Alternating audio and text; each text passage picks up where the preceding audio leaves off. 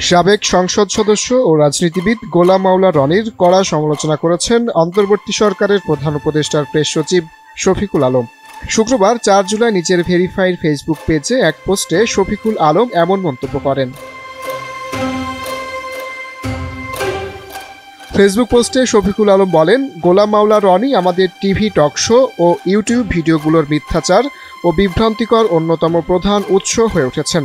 তিনি আরও বলেন, সম্প্রতি সময় টিভির এক টকশোতে রনি দাবি করেছেন নূর হোসেন স্বৈরাচার বিরোধী আন্দোলনের কিংবদন্তি শহীদ নাকি জনতার হাতে নিহত হয়েছেন।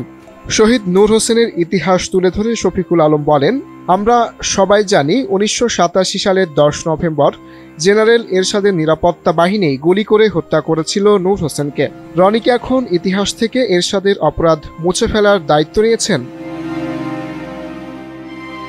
টকশোতে গোলাম মাওলা রনির মিথ্যাচারে উপস্থাপক কোনো প্রতিবাদ করেনি দাবি করে তিনি বলেন, দুঃখজনক বিষয় হলো সময় টিভির সেই অনুষ্ঠানে উপস্থাপক এই নির্লজ্জ মিথ্যাচারের কোনো প্রতিবাদও করেননি।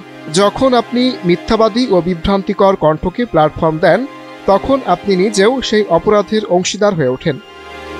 শাহরিয়ার অঙ্কুর, এনটিভি অনলাইন।